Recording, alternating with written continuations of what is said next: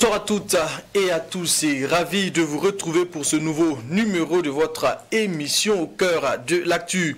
Allez visiter un site patrimonial, c'est aller s'enrichir de l'histoire de ce site qui la plupart du temps n'est pas différente de notre propre histoire.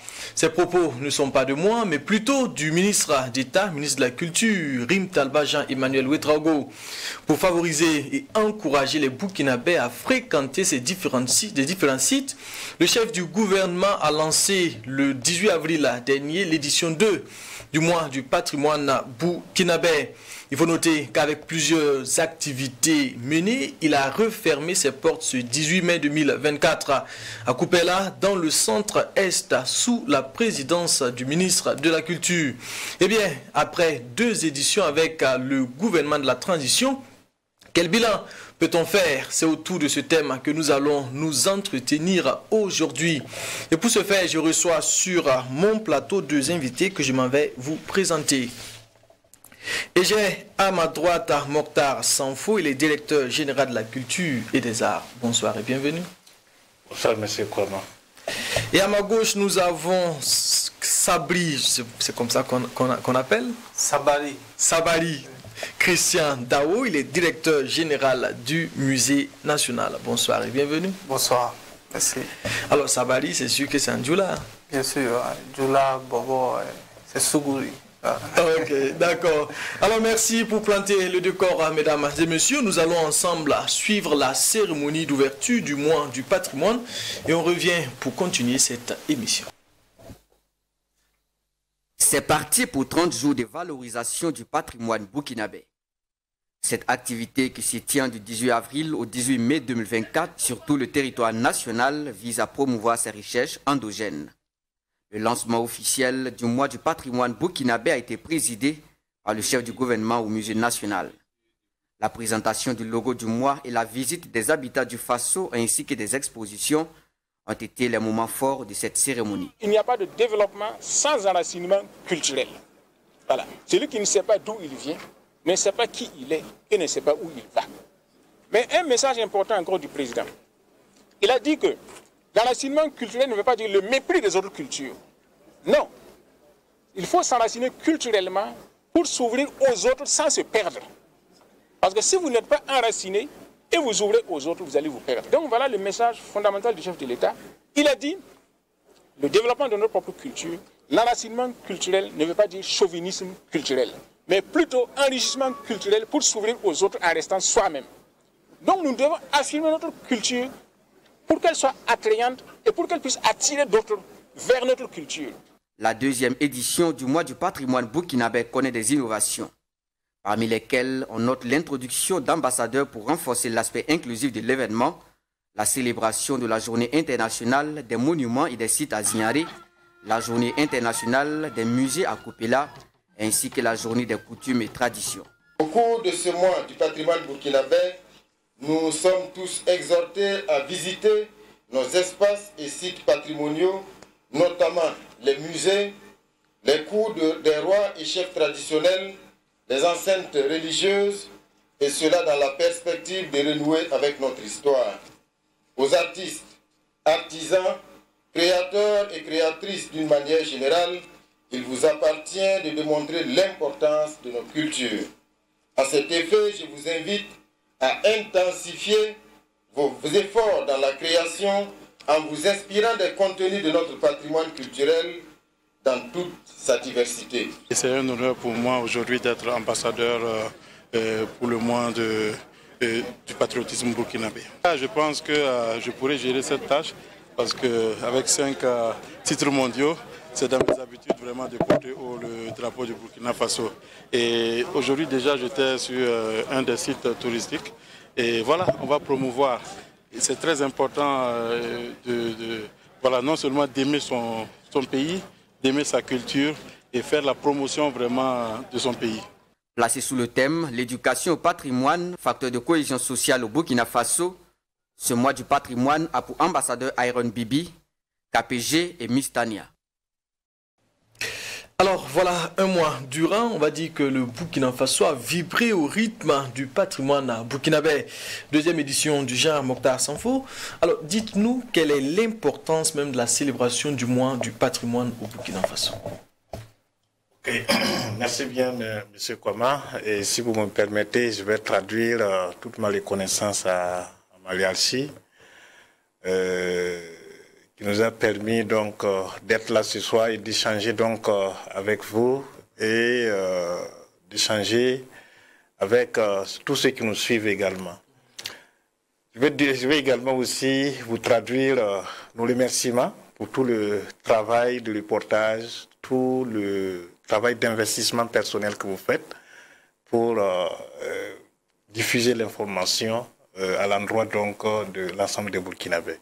Pour revenir à votre question, je dirais que le mois du patrimoine répond aux besoins de renforcer le rôle social des curiosités de notre patrimoine culturel.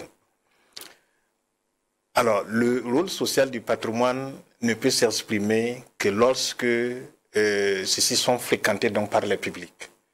Il y a des valeurs que le patrimoine dégage, il y a des connaissances, il y a des savoirs, mais pour s'approprier de ces savoirs, pour s'abreuver donc à la source donc de ces savoirs-là, il faut que ces espaces donc soient fréquentés. Donc c'est pour relever donc ce défi et permettre donc aux Burkinabés de découvrir et de redécouvrir leur propre histoire que le gouvernement burkinabé a estimé important de lancer cette initiative de sorte à ce que, de façon spontanée, les Burkinabés cultivent cette habitude-là de fréquenter les espaces patrimoniaux. D'accord. Et à vous entendre, on est tenté de dire en fait que cette initiative, il fallait véritablement cette initiative pour apporter un plus au patrimoine burkinabé. Bien évidemment, il fallait cette initiative, surtout le contexte aidant. On s'est rendu compte que l'essentiel des visiteurs de nos sites patrimoniaux venaient donc de l'extérieur. Et avec la situation sécuritaire, on s'est rendu compte que tous les indicateurs viraient au rouge. Alors donc il fallait ce sursaut patriotique au niveau national et pour combler donc ce déficit. Et faire en sorte à ce que les sites puissent vivre. Faire en sorte à ce que le patrimoine culturel détermine le développement de notre pays et surtout en cette période déterminante de son histoire. Ok, d'accord. Alors merci Christian. Dao, quand on parle de patrimoine burkinabé, patrimoine culturel, on ne peut pas parler de ce patrimoine sans parler du musée national. Alors, quelle est la place et le rôle du musée national dans la promotion du patrimoine culturel burkinabé? Ok, merci. Permettez-moi aussi de rendre grâce à Dieu. Hommage aux ancêtres et paix sur notre humanité pèlerine. Et dire merci à la suite de DG Sanfo, à nos autorités, à notre hiérarchie, pour d'abord cette initiative qui est une première au Burkina Faso et même dans la sous-région. Nous, en tant que professionnels du patrimoine, c'est une fierté pour nous d'assister à cette période historique de notre pays. Et pour revenir à votre question, je peux dire que le musée, c'est le cœur du patrimoine. Et parlant de patrimoine, permettez-moi de revenir au concept. Quand on parle de patrimoine culturel, nous avons le patrimoine culturel matériel et le patrimoine culturel immatériel. Dans le patrimoine culturel matériel, vous avez le patrimoine culturel meuble et le patrimoine culturel immeuble. En ce qui concerne le patrimoine culturel meuble, c'est l'objet essentiel du musée, c'est-à-dire c'est le sujet dont nous traitons dans un musée. Il s'agit de nos collections, des objets, voilà, de façon générale. Et nous traitons également de tout ce qui accompagne ces objets comme immatériel, c'est-à-dire les Anglais parlent d'intangibles, intangibles. Voilà, donc on parle des chants, des festivals, etc. Et le rôle du musée dans cette célébration du patrimoine est essentiel. Parce que le musée travaille à d'abord collecter tout ce patrimoine dont je parlais tout de suite, voilà, et à faire des recherches sur nos savoirs, ces éléments que nous avons dans nos communautés. Le musée doit travailler aussi à mettre disponible au public tous ces éléments de recherche qu'il aura trouvés. Donc notre travail en tant que maison patrimoniale, c'est vraiment de créer ce lien entre les savoirs, les éléments de nos communautés et les éléments de recherche qu'on peut trouver dans notre patrimoine culturel. Nous travaillons à mettre en place ce que je peux dire le cadre pour permettre que le patrimoine fleurisse, voilà, que le patrimoine se donne, qu'il se comprenne, qu'il se discute.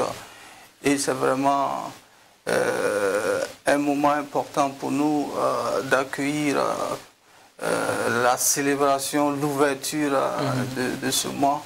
Et c'est comme je le disais, c'est historique et nous sommes un exemple à travers la sous-région sur ce mois du patrimoine. D'accord. Alors on ne peut pas, quand on parle de culture, on parle également des trésors humains vivants. Oui. Alors est-ce qu'on peut dire en fait que ces trésors humains vivants ont occupé une place véritablement de choix durant la célébration de ce mois du patrimoine? Oui, tout à fait. Je parlais tout à l'heure de patrimoine culturel immatériel. Les trésors humains vivants sont un système qui permettent de mieux donner à vue, voilà, ces éléments du PCI, du patrimoine culturel immatériel.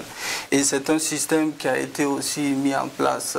Le Burkina est cité en exemple chaque fois quand on parle des trésors humains vivants. Et leur rôle est essentiel dans la communication sur le patrimoine immatériel. Et vous avez vu, nous avons 17 trésors humains vivants qui ont été désignés en son temps et actuellement ils sont mis au devant de toutes nos activités culturelles et chaque trésor a son domaine d'activité. Il est spécialiste soit dans l'artisanat, dans la musique, etc. Et ces trésors humains vivants, leur rôle essentiel c'est la transmission, parce que vous savez que être détenteur d'un savoir, c'est bien, mais c'est encore mieux de pouvoir le transmettre aux générations futures. D'accord. Alors merci, je pose une question très rapidement à Mokhtar Sanfo. Alors lors de la cérémonie d'ouverture, le ministre de la Culture, Jean-Emmanuel Ouédraogo, a invité l'ensemble de la population à fréquenter les sites patrimoniaux tout au long de ce mois du patrimoine et même après. Est-ce qu'on peut dire en fait que les Burkinabés présentent en eux-mêmes un intérêt, et j'allais dire même un engouement pour justement la visite, la fréquentation de ces différents sites tout au long du mois du patrimoine et même avant? D'accord. Je pense qu'au regard de l'engouement que nous avons vu déjà au lancement au Musée national et de toutes les autres activités qui ont pu être menées, on peut se dire que les Burkinabés aiment en tout cas leur culture, ils sont friands de ce que leurs ancêtres donc leur ont laissé et ils sont disposés donc à aller visiter les sites patrimoniaux. Bien évidemment, il y a une période assez longue qui s'est écoulée sans qu'il n'y ait véritablement des actions d'éclat pour promouvoir et inciter les populations à magnifier, à célébrer leur propre culture. Alors donc, ce qui fait que pour relancer et pour cultiver encore donc le goût, c'est un peu difficile, ça paraît un peu difficile, mais ce n'est pas impossible. Et justement, donc, tout le travail de communication, tout le travail de sensibilisation, c'est justement parvenir donc à la spontanéité sur chacun donc des Burkinabés, du moins cultiver donc ce réflexe d'aller de façon collective ou individuelle à la découverte donc de l'histoire, certainement qui est contée donc dans les musées, sur les sites patrimoniaux et tous les autres lieux de mémoire. D'accord. Alors, il fait bien de parler d'engouement. Est-ce que, au niveau, pendant ce mois du patrimoine, au niveau du musée national, quand même, qu'on va dire, qui est incontournable pour la valorisation du patrimoine culturel, est-ce qu'on peut dire qu'il y a eu véritablement de l'engouement? Le musée national a eu beaucoup de visites tout au long de ce mois du patrimoine-là. Oui, je peux le dire sans me tromper. Je pense que le ministre d'État en charge de la culture l'a dit aussi. Le mois du patrimoine, cette année, a connu un grand succès comparativement à la première édition. Et au Musée national, nous avons accueilli plusieurs activités dans le cadre du mois du patrimoine. Et je peux vous dire avec beaucoup de joie que nous avons multiplier par 2, sinon par 3, les visiteurs à notre niveau. Par exemple, l'année passée, nous avons enregistré 17 000 visiteurs sur toute l'année. Et de janvier à maintenant, nous sommes déjà à 14 000 visiteurs. Vous voyez que l'année encore, il reste beaucoup. Et le mois du patrimoine a beaucoup contribué à cela, parce que nous avons organisé, par exemple, vous parlez des trésors humains vivants, nous avons organisé des ateliers avec l'accompagnement de la Direction générale de la culture et des arts, avec les THV qui sont venus échanger avec les élèves pour partager leurs connaissances. Nous avons accueilli le colloque dans le cadre de la journée des traditions et des coutumes. Nous avons aussi accueilli beaucoup de scolaires, beaucoup d'établissements qui sont venus en groupe, en grand groupe, pour pouvoir comprendre le patrimoine. Alors, pour on va dire 17 000, ce que je retiens, 17 000 visiteurs pour l'année passée.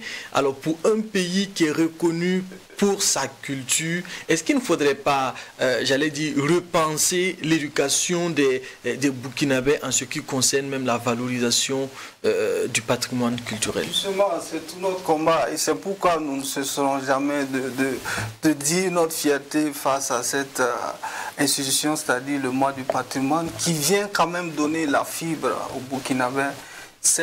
Le thème d'ailleurs, c'était l'éducation au patrimoine, cette culture au Burkinabé, d'aller vers les sites, les monuments, les musées, etc., pour comprendre l'histoire de notre nation et travailler à envisager l'avenir avec cette histoire. Je pense que le constat est là, c'est comme vous l'avez dit, 17 000 pour un musée national. Pour un pays comme le Burkina Faso, c'est vraiment pas du tout agréable à dire, mais déjà les résultats sont là. Nous sommes déjà à 14 000 et avec votre accompagnement, je sais qu'on peut atteindre, nous sommes 20 millions de Burkinabés d'ici décembre, on pourra au moins atteindre la moitié des Burkinabés. Donc à vous écouter, on est sûr en fait qu'il y a beaucoup de défis à relever en ce qui concerne la valorisation du patrimoine burkinabé, et on l'a cité un ou deux défis par ailleurs. Mais comme nous avons dès que le directeur général est là, il est mieux placé pour nous expliquer en ce qui concerne les défis du patrimoine culturel burkinabé. Quels sont les défis que vous rencontrez actuellement, les défis à relever, pour que véritablement le Burkina Faso puisse occuper la place qu'elle mérite en termes de patrimoine culturel? D'accord, je pense que le premier défi, c'est la protection. Parce que comme on le dit, le patrimoine est précieux, il est fragile et il est irremplaçable. Lorsque vous le perdez, c'est pour de bon. Même si vous faites donc des reconstitutions, aucunement une reconstitution ne peut remplacer l'original. Alors donc le défi donc de la protection est essentiel, en tout cas pour nous professionnels donc, du patrimoine. C'est ce qui fait d'ailleurs que depuis 2023, nous avons travaillé donc à réviser la loi qui encadre la protection du patrimoine, de sorte à prendre en compte tous les leviers. Ils sont vraiment à notre possession, dans le sens donc de la protection du patrimoine sur l'échelle du territoire national. Parce que quand on regarde donc le texte qui existait, ne donnait pas suffisamment la responsabilité donc aux collectivités, mais également donc aux communautés, de participer donc de façon active à la protection du patrimoine. Je pense que ce sont des aspects donc qui ont été corrigés. Il y a les textes d'application qui sont en train d'être adoptés donc au fur et à mesure. Donc c'est un travail donc de structuration pour nous permettre donc de mieux prendre en compte la question relative à la protection du patrimoine culturel. L'autre aspect, c'est surtout, au moins le deuxième défi, c'est le défi de la diffusion. Voilà, c'est le défi de la diffusion. Parce que comme on le dit, le patrimoine n'a d'importance que lorsque il est en contact avec l'homme. Si les hommes ne s'intéressent pas donc de ce que vous appelez patrimoine, en réalité, ça ne serait même pas un patrimoine en fait. Donc c'est le défi donc de la valorisation. Comment les communautés, comment les populations donc éprouvent donc l'intérêt pour leur patrimoine. Donc les activités donc de diffusion qui sont surtout donc stimulées à travers les initiatives comme le mois du patrimoine. En tout cas, c'est un début donc de solutionnement. C'est pas encore vraiment, en tout cas, la marge est encore importante, mais je pense que la dynamique est bonne. Et nous avons foi que nous allons pouvoir donc relever donc ce défi, faire en sorte à ce que les communautés, toutes les populations puissent participer de façon inclusive à la valorisation du patrimoine culturel d'une manière générale. D'accord. L'autre défi aussi, un troisième défi, c'est le défi donc du financement et de la protection, mais de la gestion du patrimoine culturel.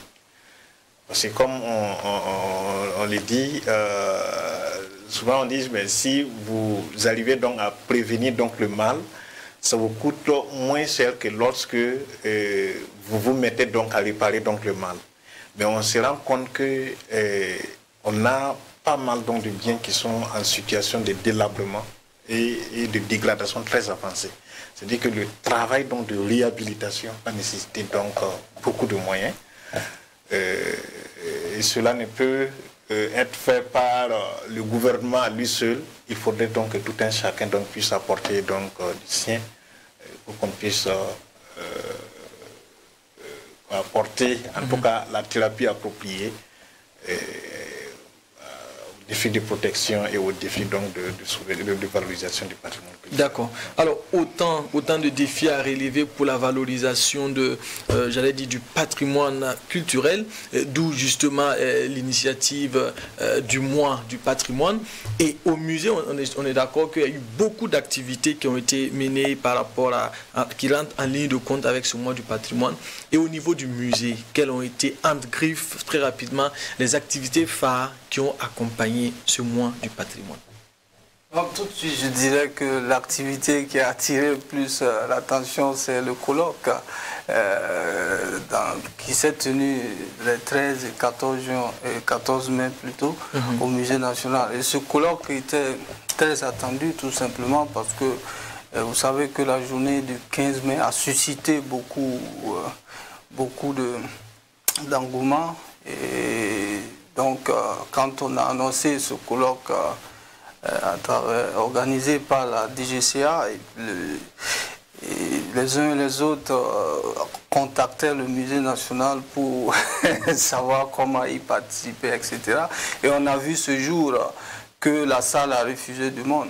Et aussi, après cela, beaucoup de chercheurs, d'intellectuels ont cherché à avoir les actes du colloque et puis pour comprendre aussi la suite qui sera donnée à ce colloque. Parce que c'était important que le ministère puisse créer ce cadre pour expliquer aux Burkinabés l'idée derrière ce 15 mai, c'est-à-dire la journée des coutumes et des traditions.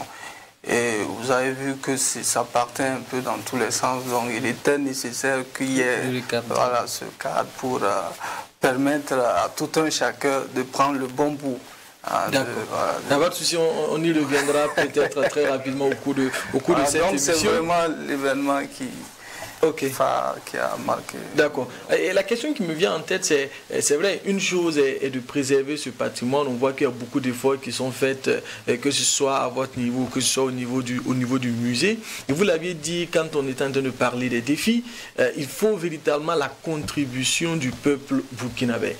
Alors, quelle peut être la contribution de ce peuple-là qui ignore même, j'allais dire, beaucoup de patrimoine au niveau du Burkina Faso? Quelle peut être sa contribution? Je pense qu'il n'y a pas un patrimoine qui ne soit pas associé donc, à une communauté. Donc les communautés sont les premières gardiennes donc, du patrimoine. Qu'ils soient physiques ou non physiques, c'est d'abord donc les communautés. Parce que quand on prend le patrimoine culturel immatériel, dans le sens donc la définition donc, que nous lui donnons, c'est que c'est les communautés elles-mêmes qui disent que ça fait partie de leur patrimoine avant que vous ne puissiez l'identifier comme tel. Et c'est la même chose aussi que le patrimoine physique. Vous prenez donc les monuments ou encore les sites culturels. En fait, c'est la charge anthropologique qui fait que le bien acquiert une valeur patrimoniale. Donc déjà, donc, les communautés sont les premières à faire donc le patrimoine, ce sont les premières gardiennes donc, du patrimoine. Donc, le défi là, c'est de travailler donc à sensibiliser, à faire en sorte à ce qu'ils maîtrisent donc les enjeux, comprennent donc les enjeux de la protection et de la sauvegarde donc, du patrimoine. Et ce travail aussi donc se fait donc de façon progressive, d'autant plus que nous avons donc des listes, puisqu'on a fait un travail d'identification à l'échelle du territoire national, aussi bien pour le patrimoine immatériel que pour le patrimoine immeuble. Ça nous a permis aujourd'hui donc d'avoir des listes nationales, une liste nationale pour le patrimoine culturel immeuble, une liste nationale pour le patrimoine vivant.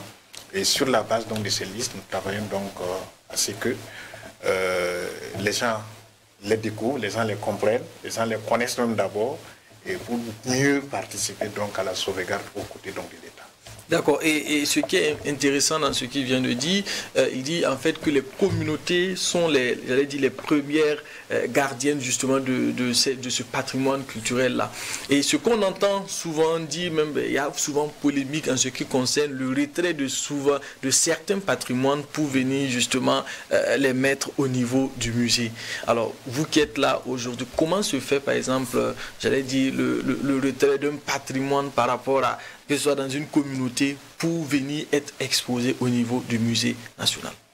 Oui, c'est vraiment essentiel de parler des communautés parce que, comme on le dit, elles sont au cœur de la protection, de la promotion du patrimoine culturel. Et s'agissant du musée, nous avons un process pour avoir des objets dans nos collections. Il s'agit d'abord d'aller vers elles, échanger avec elles et puis comprendre voilà, les différents éléments et biens culturels. Et nous pouvons identifier aussi ce qui peut être conservé au musée national, par exemple. Et après les échanges, s'il y a des objets qui peuvent être transférés au musée, on fait le nécessaire. Ça peut être par don, par legs ou par achat. Et le musée prend les dispositions nécessaires pour collecter et transporter ces objets qui seront suivis pendant un certain temps avant de les mettre dans la réserve parmi les collections du musée. Après, bien sûr, un travail de recherche, de documentation de ces objets qui demande aussi assez de temps et de compétences. Parce que c'est ce qui fait le musée, c'est l'histoire autour des objets, c'est la technicité pour la conservation et c'est aussi permettre de continuer la recherche sur ces objets. Donc pour qu'une communauté ait ses biens au musée national, voici un peu le processus. D'accord. Et on entend souvent, par exemple, certaines personnes qui expliquent le fait qu'ils ne fréquentent pas, j'allais dire, ces sites patrimoniaux, en l'occurrence le musée national, parce qu'ils disent avoir peur justement des objets qui sont exposés, parce qu'il dit généralement qu'il y a des objets qui sont mystiques et une fois par exemple que tu es en contact avec ces objets, il peut avoir des répercussions sur ta vie. Bon, je pense que tout ça c'est un peu, comme vous avez utilisé le mot, c'est peut-être pour mystifier tout. Un objet ne peut rentrer au musée qu'après être désacralisé. Et aussi quand on parle... Il n'y a plus d'objets mystiques. Non, au musée, on n'a pas d'objets mystiques. Et quand on parle de mystique aussi, il faut savoir que nos coutumes et nos traditions, ce n'est pas pour faire peur. C'est notre culture. Donc il faut que nous arrivions à changer de mentalité même face à notre histoire. Et ce n'est pas normal qu'un Burkinabé dise qu'il a peur d'aller au musée tout simplement parce que les objets lui font peur. En réalité, c'est ce qu'on dit, on ne veut pas envoyer les enfants, par exemple, au village, etc. Ça, c'est un travail qu'il faut faire pour permettre aux uns aux autres de changer de mentalité face à notre patrimoine culturel. D'accord. Et c'est d'ailleurs, oui. Je pense que c'est ce qu'on nous a fait croire. Ces mêmes objets qui sont exposés dans d'autres contrées ne font pas peur. Ça attire. Et c'est dans nos musées qu'on dit que non, que ça fait peur parce que c'est sacré. Non. Je pense que, comme il l'a dit, il faudrait vraiment en tout cas déconstruire ces stéréotypes-là, et en tout cas donc de la conscience collective. Ok. Voilà. Parce que du reste, tout objet donc qui entre au musée est d'office désacralisé parce que c'est un processus qui fait en sorte que les professionnels du musée ne transgressent pas aux traditions pour lesquelles l'objet donc a été utilisé donc dans sa communauté. C'est comme s'ils quittent une réalité donnée pour intégrer donc une autre réalité. Oui, voilà. Mais ça, non, je pense que ça ne perd pas son sens. Non, ça ne perd pas de tout son sens. Voilà, ça ne perd pas de tout son sens. Il préserve toujours son sens. Les valeurs sont toujours attachées à l'objet lorsqu'il entre au musée. Mais maintenant, ce n'est pas le même usage qu'on a donc de l'objet lorsqu'il se retrouve donc au sein donc des communautés. Ok. D'accord. Et ce mois a été ponctué, j'allais dire, par une visite du chef de l'État, le capitaine Ibrahima Traoré. Au cours de cette visite, il a invité l'ensemble des Burkinabés à une introspection profonde pour faire surgir de nos racines et de notre culture les valeurs de solidarité, de paix, de tolérance, de rigueur et de combativité. Je vous propose de l'écouter. On revient pour la suite de cette émission. Les valeurs de solidarité et de cohésion sociale, nous les avons en nous, c'est notre culture. Et nous sommes en train de perdre ça. Et je pense qu'il faut mettre les moyens ici pour vous permettre d'encadrer les plus jeunes. Mais il faut comprendre le fondement même de notre culture. D'où est-ce que nous venons? Pourquoi nous avons perdu ces valeurs de solidarité, d'entraide, de cohésion sociale et tout? Il faille qu'on revienne à ça. Nous sommes en temps de guerre actuellement. J'ai vu beaucoup de choses. Rien que la construction des habitats, certaines communautés ont déjà pensé à ça. Si aujourd'hui on appliquait même ça, face à ces hordes-là, on gagnait le combat. L'alerte. Comment est-ce que les gens avaient conçu des masques qui puissent alerter les gens d'un danger? Aujourd'hui, les gens sont assis dans leur village, l'ennemi vient rentrer, ils sont surpris. Si on avait conservé cette culture d'avoir toujours des gens dans des postures autour des villages, pour pouvoir alerter. Et le masque, c'est du camouflage en fait. C'est du camouflage qui permet à la personne de fondre dans la nature et d'alerter ceux qui sont à l'arrière et les combattants de pouvoir réagir. On a perdu beaucoup de choses et il faille que nous repartons à la source pour pouvoir puiser ces bonnes valeurs-là et pouvoir faire du Burkina ce que nous souhaitons. Parce que nos ancêtres se sont battus pour nous léguer cette terre-là. Nous ne savons pas comment. Mais maintenant, à travers vous, nous comprenons quelles dispositions ils ont prises face à l'adversité, que ce soit naturel ou ceux qui venaient pour le combattre. Ils ont pris assez de dispositions. Donc il faut qu'aujourd'hui nous puissions nous inspirer de ça, prendre les mêmes dispositions pour que le Burkina existe pour les générations à venir. Donc cette journée, ça tombe bien comme vous l'avez dit, c'est la journée des coutumes et des traditions, la journée le mois du patrimoine aussi. Je pense que ce n'est pas vain, ce n'est pas uniquement spirituel, c'est aussi un mode de vie. Voilà, c'est beaucoup de choses, des valeurs qu'il faut que les gens développent et que le Burkina redevienne ce que nous souhaitons. Et voilà, là c'était l'intervention du chef de l'État, président de la transition, le capitaine Ibrahim Traoré. Vous aviez pu l'écouter, j'allais dire, une fois de plus, puisque c'était pratiquement au musée national. Et là, il est question pratiquement du 15 mai, la journée des coutumes et des traditions. Alors Mokhtar Sanfou, quelle appréciation faites-vous de la célébration de cette journée-là? Bon, je pense que le constat, c'est ce que tout le monde... je veux dire quoi, c'est une ferveur généralisée sur l'ensemble du territoire national. Tout s'est passé comme si tout le monde attendait dans cette journée. En réalité, bien avant, les gens se posaient donc des questions, souvent des coups de fil, mais qu'est-ce qu'on fait concrètement dans la journée donc, du 15 mai? Mais chacun a vécu pleinement, en tout cas le 15 mai, en sa manière. Et les hommes et les femmes de médias nous ont donné la possibilité donc d'apprécier ce qui s'est passé, en tout cas même jusqu'aux confins du Burkina Faso. Voilà. Et peut-être si vous me permettez de dire un mot par rapport à la visite donc, du chef de l'État, quand vous écoutez un tel message, vous ne pouvez pas imaginer la forte pression que nous avons sur les épaules. Parce que, bon, on s'est dit que le politique, il fut un moment où nous attendions une impulsion politique forte pour faire bouger donc les choses, pour nous mettre donc en action. Aujourd'hui, on a eu une impulsion politique très forte et nous avons même de la peine comment à suivre le rythme de ce que je vais dire. C'est-à-dire donc, du coup, on est sous une forte pression. Il faut tout faire pour vraiment, en tout cas, donc, répondre donc, à la volonté du politique qui est fortement engagé à faire donc la culture un des leviers pour gagner donc la guerre que nous traversons actuellement. D'accord, et cette forte pression-là a été ressentie au niveau du musée national, puisque justement cette journée du 15 mai a reçu la visite du chef de l'État au niveau du musée, du musée national.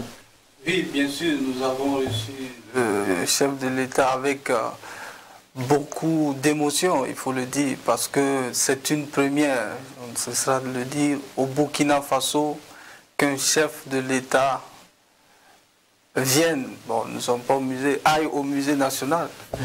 Et cette première, il faut la célébrer, il faut que nous puissions l'inscrire en lettres d'or dans notre maison commune, et c'est ce que nous avons tenu à faire. Et nous savons aussi que ce pas entamé par le chef de l'État et tout son gouvernement exprime que en haut, comme on le dit, on a compris que la première arme pour combattre, pour l'avènement de la paix, c'est notre culture, c'est notre patrimoine culturel.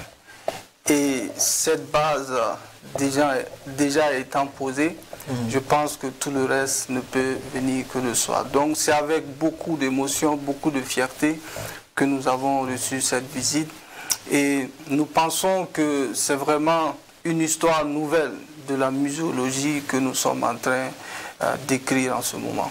D'accord, et j'allais dire en fait que cette visite n'a pas été qu'une simple visite, parce que au-delà de cette visite du chef de l'État, il y a eu des promesses qui ont accompagné cette visite, et nous l'avions entendu, il a dit il faut véritablement que le gouvernement mette les moyens ici pour que le musée puisse atteindre ses objectifs. C'est ce que je disais, c'est vraiment un processus qui a démarré, comme le disait le DGCA, Et il faut le grand défi pour le patrimoine culturel, c'est la valorisation. Et quand on parle de valorisation, il y a l'attractivité.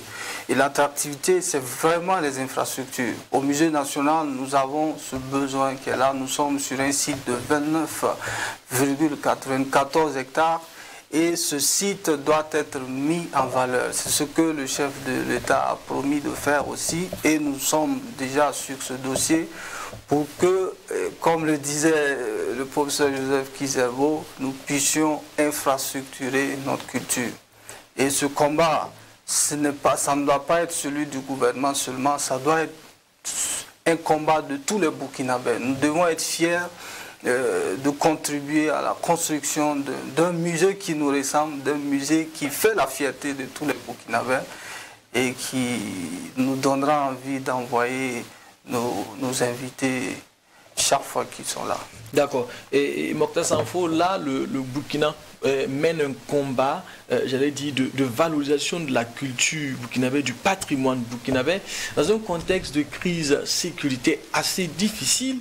Et aujourd'hui, on est tenté de dire qu'il y a beaucoup de sites touristiques, beaucoup de sites patrimoniaux qui sont aujourd'hui inaccessibles. Comment on pourra véritablement y arriver avec, dans la valorisation de ces sites patrimoniaux si véritablement actuellement on n'arrive plus à avoir accès à ces sites-là? Je pense que, en dépit de la situation sécuritaire, il y a beaucoup d'actions qu'on fait actuellement, qu'on n'avait même pas la possibilité donc de faire quand on était en temps de paix. Bien sûr, quand vous prenez les biens tels les ruines de l'Europénie ou encore les sites de métallurgie ancienne de fer qui sont inscrits sur la liste du patrimoine mondial de l'UNESCO. Et ces biens viennent également aussi donc de recevoir une inscription en décembre passé sur la liste du patrimoine dans le monde islamique. C'est encore une autre reconnaissance internationale. Et le gouvernement a adopté un décret en mars passé pour interdire l'usage de ces biens à des activités militaires. Ça veut dire que c'est une protection dans le sens de la Convention de 54 qui protège les biens contre en cas de conflit armé. Et dans la même dynamique, le gouvernement donc a proposé à ce que donc ces biens soient inscrits sur la liste internationale des biens placés sous protection renforcée de l'UNESCO. Ça veut dire qu'aujourd'hui, toute tentative ou du moins toute dégradation portée donc sur ces biens tombe du coup sous l'œil, en tout cas protecteur de la communauté internationale, qui les considère donc comme un crime parce que ce sont des biens qui sont reconnus comme faisant partie donc déjà, ce sont des biens donc patrimoine mondial, mais ce sont des biens donc qui sont sous protection du droit international humanitaire. Donc, le travail de protection, même dans les zones difficiles d'accès, se fait à travers vraiment, en tout cas, donc un ensemble donc de mesures juridiques et même des mesures juridiques qui ont une portée internationale. Et quand vous prenez donc les tombeaux donc des Askia qui ont été détruits au Mali, vous voyez, c'est la Cour pénale internationale qui s'est engagée donc dans le dossier. C'est-à-dire que la Cour s'est auto-saisie pour condamner donc les faussaires. Donc c'est la même chose aussi. Donc le Burkina, même étant donc dans un contexte d'insécurité, est arrivé donc à positionner 11 donc de ces biens majeurs sur cette précieuse liste. Et je rappelle que en Afrique, nous sommes, sinon même dans le monde, on est les seuls à avoir une dizaine donc de biens sur cette liste. En Afrique, il n'y avait que le Mali qui a un bien, et le Burkina donc a pu inscrire donc en décembre 2023 11 biens en un coup. Et il n'y a même pas eu, c'est-à-dire que c'est à l'unanimité que les membres donc, du comité donc, ont adopté donc, les dossiers que le Burkina Faso donc, a soumis. Et le musée national donc, fait partie, et bien sûr, donc, de ces biens. Parce que vous voyez que quand on prend les musées de Pobé, Mengao ou Sibiro, même Kaya, entre-temps, il était question donc, de faire en sorte à ce que le musée national donc, soit un rempart pour sauvegarder donc, de façon temporaire donc, les collections il y a pas mal d'objets qui ont été délocalisés donc, au Musée national. Et en attendant bien évidemment donc, que la situation sécurité puisse être établie dans ces zones-là. Donc la sécurité est là, mais le travail aussi se fait au quotidien pour que la sécurité ne soit pas un prétexte pour perdre des biens uniques de notre patrimoine culturel. Alors, ces différentes actions menées par le gouvernement qu'il vient de nommer montrent, j'allais dire, la volonté manifeste du gouvernement, que ce soit par le chef de l'État, le capitaine Ibrahim Traoré, que ce soit par le premier ministre Apollinaire Joachimson Kilem de Tambela, que ce soit même par le ministre de la Culture. Alors, et là, on voit en fait qu'il y a cette pression aujourd'hui, on va dire une pression positive dans la valorisation de la culture et du patrimoine burkinabé. Au niveau du musée national, quelles sont les actions qui sont déjà engagées, quelles sont les actions en vue pour justement aller aborder dans le même sens que le gouvernement de transition? Oui, c'est une pression heureuse, comme vous le dites. Nous avons pendant longtemps mené ce combat presque seul. Et avoir le gouvernement nous accompagner dans ce sens aujourd'hui, et puis tous les Burkinabés, je pense que nous ne pouvons qu'être heureux. Et on pourra même définir cela autrement que de la pression. Je pense qu'au Musée national, nous sommes en train de travailler pour mieux faire connaître l'institution. C'est ce que j'appelle la culture muséale, pour permettre aux Burkinabés de comprendre l'institution. Qu'est-ce qu'un musée? Et à partir de cela, facilement, chaque Burkinabé pourra partir au musée ou faire partir ses enfants au musée. Ça, c'est vraiment un de nos défis majeurs. Il y a aussi le défi de travailler avec les communautés. Ça, c'est au cœur de notre programme aussi, pour permettre aux communautés de s'approprier le musée national. Parce que nous sommes, comme on le dit chaque fois, une soixantaine de groupes ethno-culturels au Burkina Faso. Et il est nécessaire, il est important que chaque groupe ethno-culturel ait au moins un élément ou un bien qui la représente au musée national. Et c'est dans ce sens que nous allons travailler à travers tous les autres musées du Burkina et dans toutes les régions pour faire ce travail de collecte et de conservation. Il y a aussi un des défis, de nos défis majeurs, qui est celui du financement. Voilà, on en parle toujours, il faut en parler. Il faut que nous puissions nous doter d'un musée digne de ce nom, d'un musée national digne de ce nom. Et ce travail, c'est avec tous les Burkinabés qu'on peut le faire. On a déjà commencé. Il y a des promesses du gouvernement, des hommes d'affaires et des institutions. Et c'est ce travail qu'il faut accélérer pour qu'aucun Burkinabé ne passe encore devant le musée national sans tourner un regard vers là. C'est vraiment l'essentiel de nos combats actuels. Et je pense que c'est un moment favorable pour nous. Ce moment est très favorable. On dit que les moments de crise sont aussi des moments de créativité, des moments de bon. Et c'est cette occasion que nous allons saisir vraiment pour faire du patrimoine culturel cette arme qui nous permettra d'être enfin en paix. D'accord. Et en ce qui concerne justement ce mois du patrimoine, de façon concrète, est-ce qu'on peut se réjouir dans l'ensemble en ce qui concerne ce mois-là? Je pense que si on compare l'édition 2 à l'édition pilote qui s'est tenue en 2023, l'évolution est substantielle. Donc sur la base de ça, on peut dire qu'on se réjouit parce qu'on a mieux fait que l'édition, que la première édition. Mais comme je le disais donc tantôt, la marge est encore énorme. Il y a encore beaucoup donc à faire. Et ce qui nous préoccupe, c'est surtout donc les points d'insuccès. C'est que nous n'avons pas pu faire. C'est ça qui nous préoccupe beaucoup plus. Ce n'est pas les résultats donc que nous avons donc engrangés. C'est-à-dire qu'on a beaucoup de possibilités. Et pour nous, c'est de voir comment est-ce que nous allons, les éditions donc à venir, travailler donc davantage ou du moins développer donc d'autres initiatives et pour que les résultats soient davantage plus gratifiants. Voilà. Mais tout est-il que c'est un outil politique, je peux le dire ainsi, parce que derrière donc ce mois du patrimoine, c'est le chef de l'État lui-même, c'est le gouvernement dans son entièreté, et nous, on ne peut que vraiment, en tout cas, faire donc de cet outil-là, de cette opportunité qui nous est offerte, j'allais dire, le socle sur lequel nous allons donc bâtir donc, nos actions dans le sens de développement donc, de nos équipements patrimoniaux. D'accord. Alors là... Il a souligné quelque chose, excusez-moi, oui. je voulais donc... le DG Musée donc, a souligné quelque chose qui est très important par rapport donc, aux actions donc, qui doivent se mener donc, au musée. Je veux dire que la souveraineté même du pays même se joue au musée.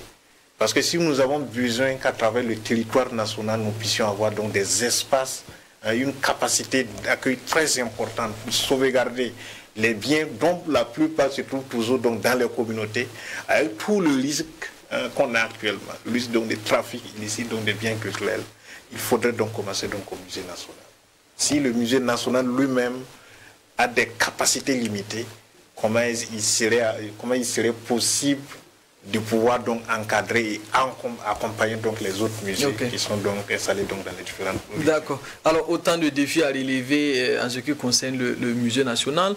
Et tout au long de ce mois du patrimoine, le musée a mené beaucoup d'activités en lien avec ce mois du patrimoine. Maintenant, en retour, quel est l'apport, j'allais dire, de cette édition 2 du mois du patrimoine pour le musée national? Oui, l'apport essentiel, c'est plus de public pour le musée.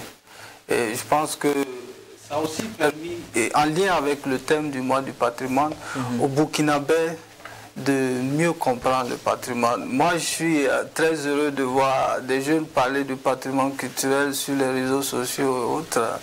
Ce sont des choses qu'on ne voyait pas quelques années en arrière. Je pense que c'est vraiment... on n'a pas peut-être eu le temps de se pencher bien sur ce thème, mais c'est vraiment un thème qu'on doit développer. Éducation au patrimoine, facteur de cohésion sociale. C'est vraiment un coup de cœur, un thème tellement bien formulé que nous devons plus nous pencher, même après ce mois. Et c'est vraiment... à voir de près et à mieux comprendre. Ok.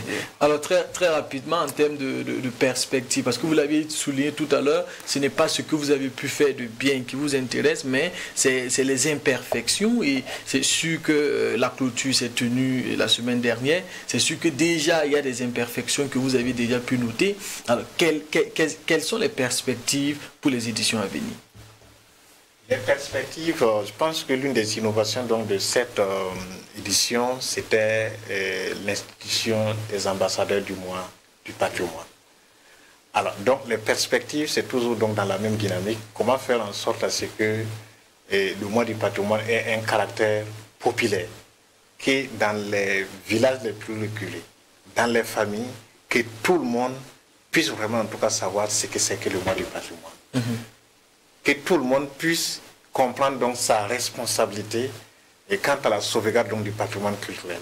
Que chacun puisse fièrement parler donc, de son patrimoine. Parce qu'en réalité, ailleurs, vous allez voir, les gens parlent de ce qu'ils sont, les gens parlent de ce qu'ils ont, fièrement, même si ce n'est pas bien, mais il va te poser la question, mais est-ce que ce n'est pas beau ça? Est-ce que ce n'est pas bien ça?